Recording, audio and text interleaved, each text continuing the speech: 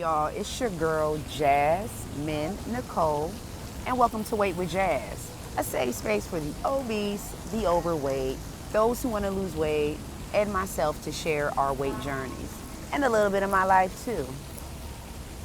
So let's get into it. Y'all, forgive the glare. I'm out here on this nice day. This is one of my little spots. I like the vibe, but I don't like the glare right now, so excuse that. But what this video is about, I want to get a little bit more into the variations of dosing compounds. So for those who don't know, I used to be 284 pounds 12 years ago. I lost 115 pounds through intermittent fasting and cardio. My choice was running. And approached the stall, got confused on why I couldn't get the remaining 40 pounds off. So I chose to take advantage of GLP-1 medication, Zepbound. Now, I recently released a video on splitting the dose. Because I don't know if many are aware, or some people are starting to trickle in knowledge about this on the levels of flexibility that you have with GLP-1 compound medication. Now, in my case specifically, as I'm approaching maintenance, I haven't got there yet, but I'm definitely not far from it. My maintenance choice is to use one of these options, and mine is splitting. But there are different type of alternative dosing options. Let me just title it that: alternative dosing options. So you have splitting the dose, and then we have micro dosing, and then you have low dosing. So you have three different alternative dosing methods for tirzepatide compound or semaglutide compound. And I just wanted to get a little, more deep in the different types of methods. So with the splitting the dose, you are just splitting that directly in half. So the unit dose that you receive is split in half, is divided by 2. And move forward with using that dose for that week. So it's like, your original dose turns into 2 doses. So you're pretty much able to stretch it over 2 months by splitting your dose. So it's like I said, it's advantageous for those who need to make financial modifications in their lives, as well as those who just may not want the full dose. They may not want the full dose that week, or they may not want the full dose that month. But of course, discuss this with your healthcare provider or clinician. But it's not unknown, it's not unheard of, and it's not against any rules of my understanding. One of the great things of having compound medication is the ability for you to self-dose. But just do so in accordance and carefully. Another option, microdosing. Microdosing is exactly how it sounds. You're getting very small doses of the medication, microdoses. So let's just say someone's on a 2.5 milligram, and if they want to microdose that milligram, they will break that milligram down to a smaller dose. Break it down however the units is configured, break it down to where the dose is 1 point something, Those are the type of examples of microdosing that they do. It's just really microdose, just to see how your body can maintain off of your own willpower with just an additional help of the medication. That's microdosing. So you can mess around and put 1.5 milligram if you know how to do it right. Then we have low dosing. The microdosing could be a little bit more intricate, but it can be done. But I favor the low dosing and the split dosing. So low dosing is just lowering your dose. That's simple as that. You're lowering your dose to the lowest dose. Not micro, you're lowering it to the lowest dose. So of these medications, the lowest dose of tirzepatide compound is 2.5. So that would be your low dose. Low dosing. It also, 5 milligram can be considered a low dose too. If you're coming from a much higher dose. If you're on 15 milligram, low dosing, 5 and under would be considered low dosing. So as you see, like, it's a lot of variation available, okay? I'm so glad the sun went down, okay? I feel like it's a more, good grief. And the breeze coming, I feel like, yeah, it's just a better situation for me. I take my glasses off. But yeah, what was I? Yeah, for me, I want to say the low dosing and the split dosing. I'm going with the split dosing. I find that so easy, simple. Just split it in half, honey. Split it in half, and I take that for the week, and I move forward until I run out. Okay, because then it got a little chilly out here. And I read some reviews on Reddit of people doing this, split dosing, micro dosing, low dosing, but specifically with the split dosing, a lot of positive reviews. People say, they've been doing it for months and they absolutely love it. It feels like it's flexibility in their hands. They feel better as far as side effects are concerned. It has, for those who are experiencing strong side effects, split dosing, lessen the side effects. And that makes sense because it's a lower dose once you split it. So the side effects are going to be lower versus that higher dose of the original, therapeutic dose. So you're giving yourself a break. Sometimes that's needed. Some people need to come up from air from all the nausea, okay? And when you have the pens, it's hard to come up from air from that because you get what you get. You either skip a pen and that's it. There's no option. You can't crack that pen open and inject part of that pen. But with a compound, you have a vial and you can extract what's necessary for you from that vial. As long as as long as it's within the unit metrics. So make sure you have them guidelines and that information available that you can get online and also get from the clinician. So once you feel comfortable, do you, boo? Do you? Because I'm going to do me. Okay. Y'all. Next topic on the list. If I have to roll these pants up one more time, okay, this is a size 6, okay? And now it looks like the size 6 may be turning into a 5 or 4. Look, I haven't got that all the way together about where the halt is going to be. So I'm kind of, I don't want to get lost in this, all right? I don't want to get lost on this. I'm trying to ring it in. I have my goal weight. My goal weight is 130.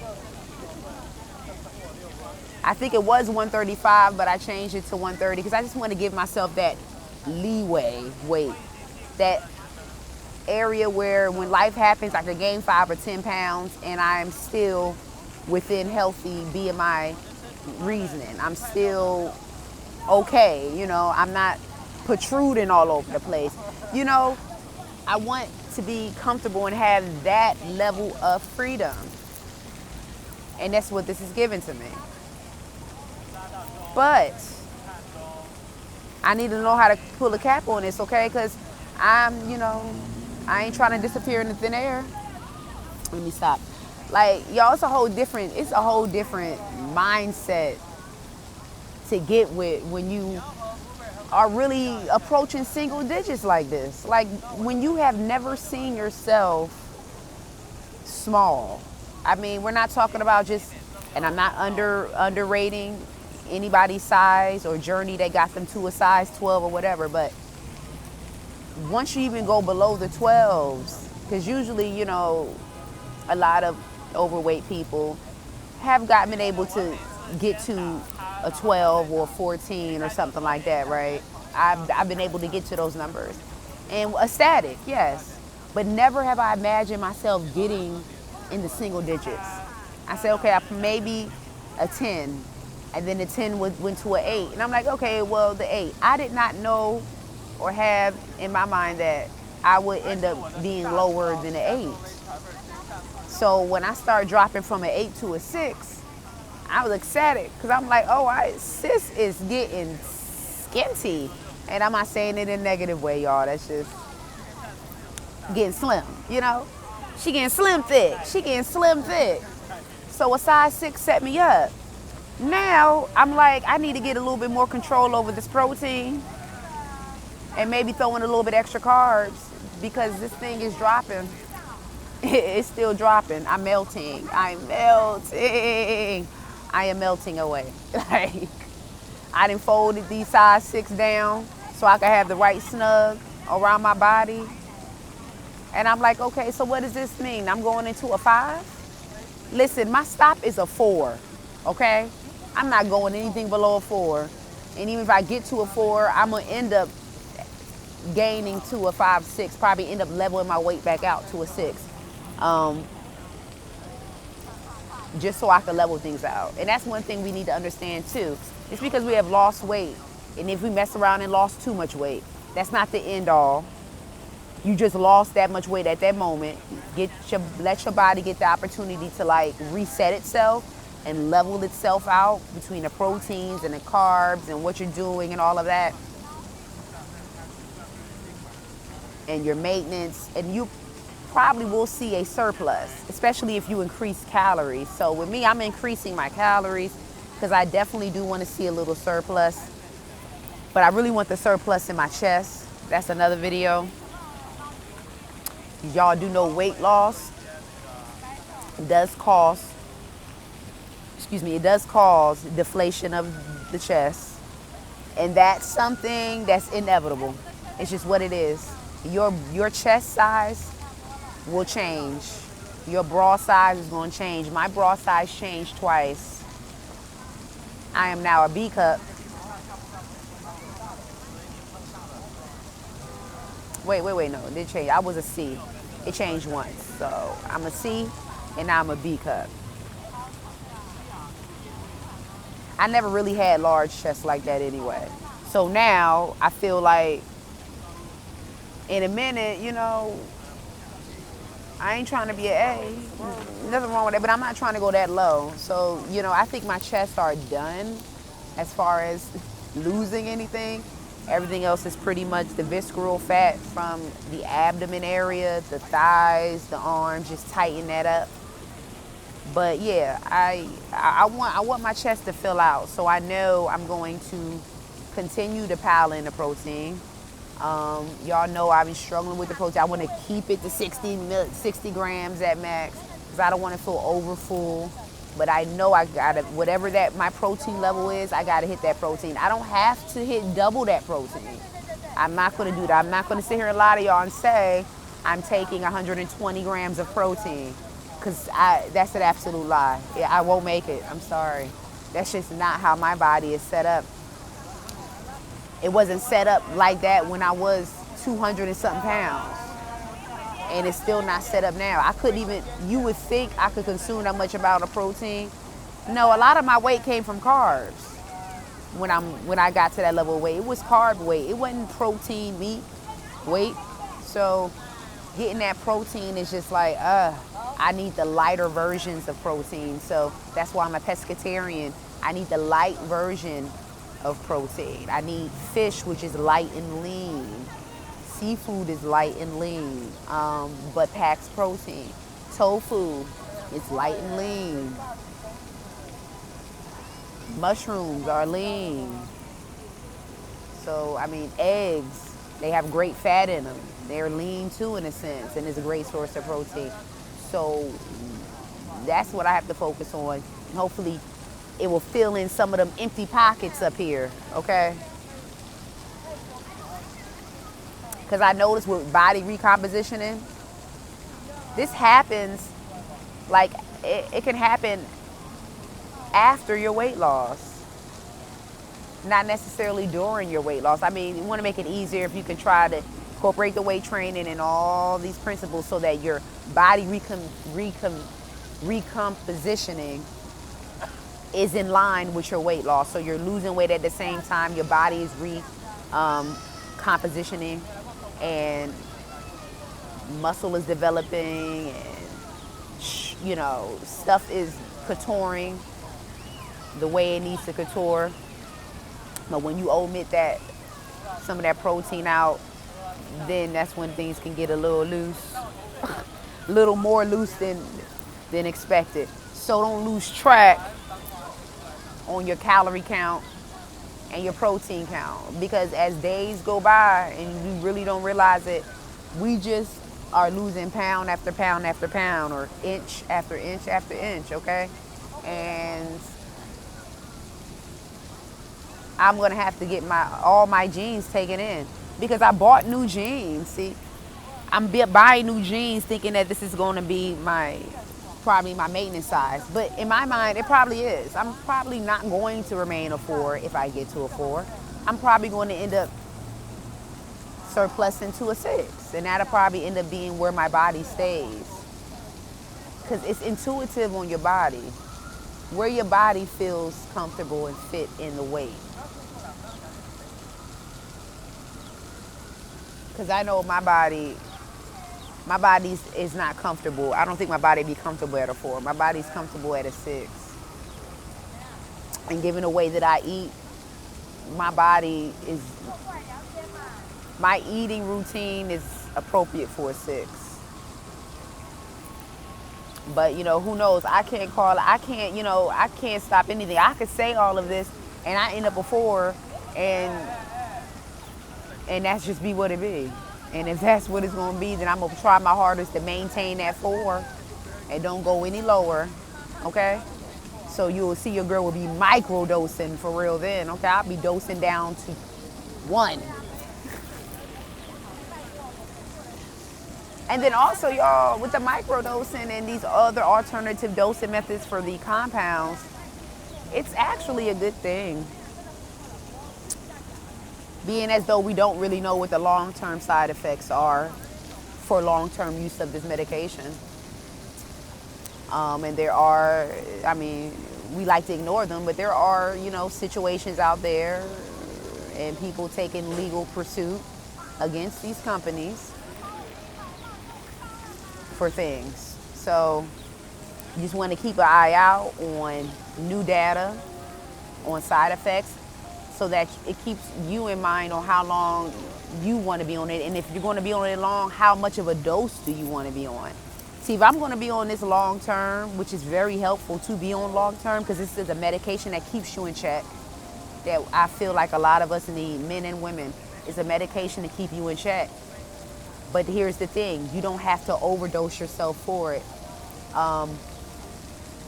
Everybody does not need 15 milligram. Everybody doesn't need 10 or 12.5. I honestly don't think everybody needs that. I think that was just how the median was set up. It was set up for you just to keep titrating up with no real science behind it, other than you get to the highest titration level and you lose the most weight. But there was science and studies that show that people who remained on 2.5 and 5 milligram got great results, lost weight. They may have lost it over a slight longer period of time, but they lost the weight they were able to maintain, and they maintained with minimum side effects. So with me planning to be on this for a great while, as long as my blood work continues to come back the way it needs to, I'm going to microdose at a point. I'm gonna start off splitting the dose, then I may go to a low dose from there, and then I may end up going to a microdose from that point, which is even smaller than a low dose. These are all options. These are all options that can be considered, and one of the great things of having a compound medication. Which makes me wonder, like, I mean, besides insurance being, the coverage, almost free coverage for people on the brand name medication, for those who are not getting that almost free coverage, are people even caring anymore? Are people more so worried about the accessibility of compounds and kind of pushing Eli Lilly and Novo Nordisk to the side? I kind of get that feeling they pushing them to the side because people are just learning how advantageous compounds are, how available they are, how effective they are, and how flexible you can be with the dosing. Maybe Eli Lilly should have released the Zepbound vials. Maybe she should have done that first. Eli Lilly. I'm hoping, is that a woman or a man? I'm sorry. I'm just going to say Eli. Maybe that should have been done first. But at the same time, I do understand the business standpoint and anti-risk or anti-low risk, because releasing vials for people to self-administer their dose could create a whole bunch of problems. So I can understand why the company wanted to put so much patent into the pens itself, the injectable pens, so that it's controlled and you cannot overdose yourself with medication. And I believe Eli Lilly stated that in one of the press hearings, in one of the articles. That's one of the reasons why the vials are not released to the U.S. For fear of vulnerable individuals suffering from obesity and diabetes to, by mistake, overly dose themselves. And we're not saying overly dose like something that happened to you, but you're getting too much a dose that you may not need. Then it also, it could cause problems if you do a dose, too much of a dose that was needed. So I can't X that out either. It's better to be safer. So I see why Eli Lilly did the injectable pens. But given the state of shortages, the supply low, demand extremely high, and consumers are becoming very impatient and almost about to lose a lot of these consumers' attention when it comes to the brand. I feel like the attention now is really more so geared to compound. People are slowly transitioning over to compound, and if they can afford it and don't have to go through the hassle of one-time approval of the brand medication with a PA, okay,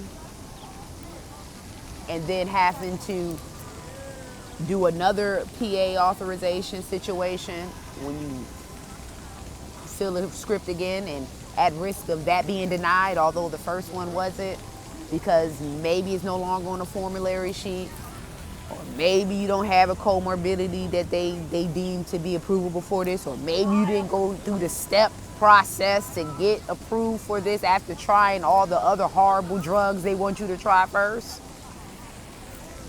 So going through all those layers of shenanigans, red tape shenanigans to prevent the full price payout on these medications, then you may as well, I would be tired of it myself, you may as well just deal with the compound. Okay? Less stress. You ain't got to worry about shipments being delayed, because I haven't heard of them issues in the compound world.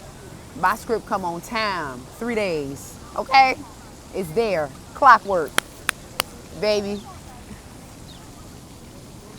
What you mean? I thought somebody who wasn't on the compound said something. It's like, we say, I'm just playing, y'all. But yeah, it'll make you think twice if you a brand user. Because I was a brand user, but had I been approved consistently through my insurance, I would probably still be on Zepbound. until I caught wind of these shortages. Like, if these shortages really impacted me, I would have divvied over the compound. I just would have divvied over the compound and then try to go back and forth to see if it's available and, you know, try to get my brand that way, and then also have the compound, you know, whichever one is really available for me. But, you know, this is how it fell. It fell where the compound Tirzepatide was way more accessible and advantageous for me and my lifestyle, my setup, than the brand medication. I would love the brand medication. I would love to pay damn near, almost nothing.